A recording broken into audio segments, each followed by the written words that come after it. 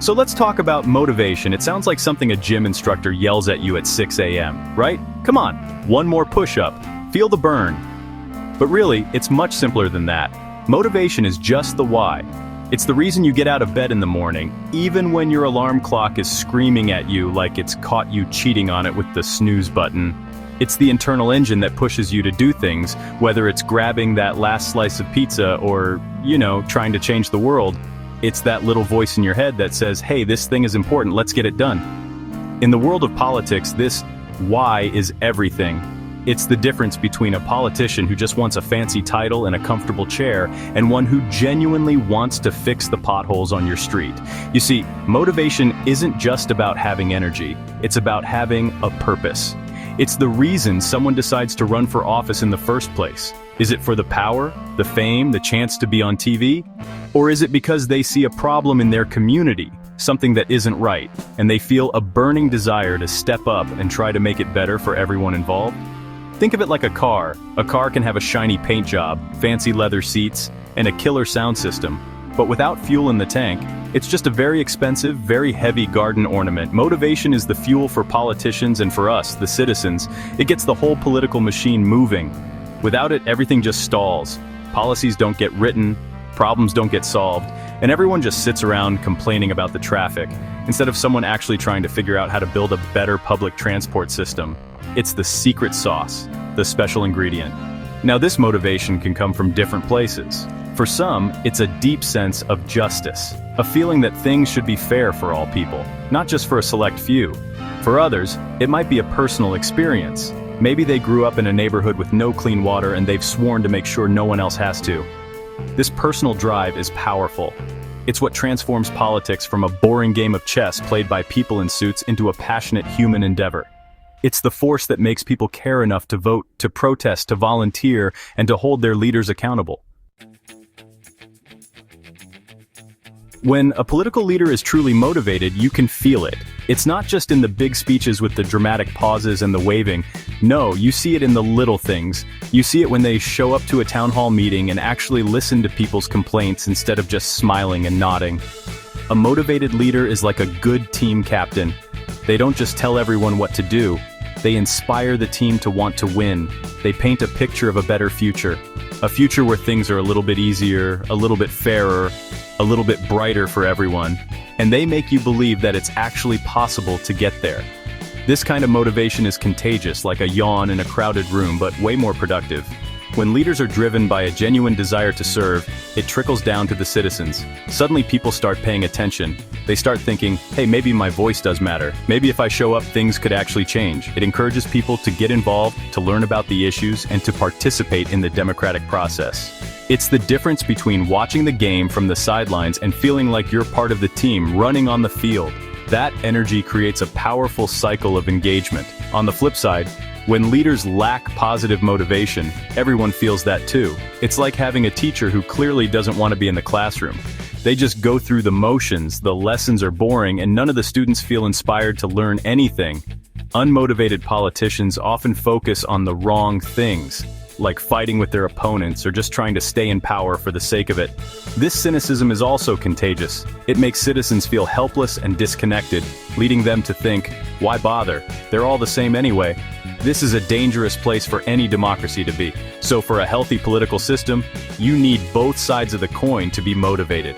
You need leaders who are driven by a vision for the common good, who wake up every day thinking about how to improve the lives of the people they represent. And you need citizens who are motivated to hold those leaders accountable, to share their ideas, and to contribute to the conversation. When both the leaders and the people are fired up for the right reasons, that's when the magic happens. That's when politics stops being a dirty word and starts being a tool for progress.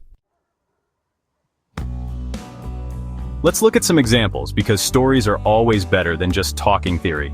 Think about the civil rights movement in the United States.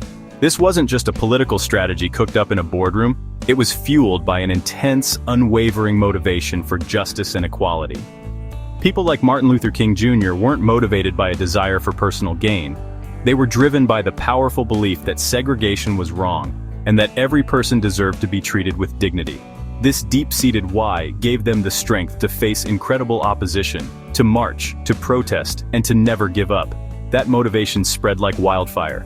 It wasn't just the leaders, it was ordinary people. Students, teachers, churchgoers, and factory workers were motivated to join the cause. They participated in sit-ins, boycotts, and voter registration drives, often at great personal risk. Why? Because they believed in a better, more just America. They were motivated by the vision of a future where their children wouldn't be judged by the color of their skin.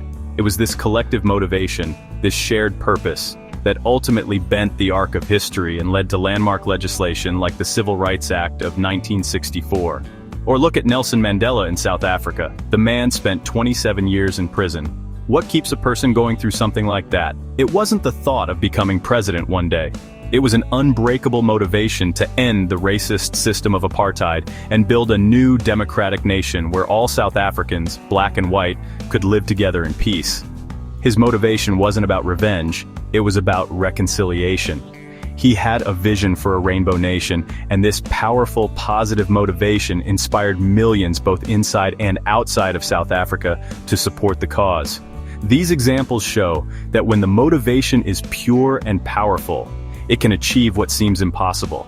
It can dismantle oppressive systems, heal divided nations, and create lasting, positive change. It's not about having the perfect plan from day one. It's about having a reason to keep pushing forward, to keep trying, even when you get knocked down. This type of motivation in politics isn't just about winning an election. It's about winning a better future for generations to come. It's proof that when people are truly driven by a noble cause, they can move mountains. At its core, politics is about solving problems. Big problems, small problems, and incredibly complicated problems that make your head spin. And what's the best way to solve a complex problem? Teamwork. But you can't have good teamwork without motivation. Imagine trying to build a house with a group of people where nobody really wants to be there. One person is texting, another is napping, and a third is complaining about the splinters. You're not going to get a very good house, are you? You might not get a house at all. Politics is the same deal. Positive motivation acts as a powerful glue, bringing people together who might otherwise disagree on everything. When a community is motivated by a shared goal, like cleaning up a polluted river or building a new library for kids, their differences suddenly seem smaller. A Republican and a Democrat might argue about taxes all day long, but if they are both motivated by a desire to ensure their town has safe drinking water, they can find a way to work together on that specific issue. Shared motivation creates common ground. It helps people see past their labels and focus on their shared humanity. This collaborative spirit is essential for solving the big, scary challenges facing our world, like climate change or economic inequality. These problems are too massive for any one person, party, or country to solve alone. They require a global team effort, and what will fuel that effort? A shared motivation to leave a better planet for our children. A collective desire to build a world where everyone has a fair shot at a good life. This motivation inspires compromise, innovation, and cooperation. It encourages people to listen to each other's ideas instead of just shouting their own. Ultimately, a society full of motivated people is a healthy society. Motivated individuals create a demand for better politics. They vote, they volunteer, they start community projects, and they don't accept lazy answers from their leaders. They are the engine of progress. When people are motivated, they don't just wait for the government to solve their problems, they become active partners in finding solutions. This creates a vibrant, resilient, and forward-looking political culture. So, in the end, motivation isn't just the secret sauce in politics, it's the main ingredient, the whole meal, and the reason we all come to the table in the first place.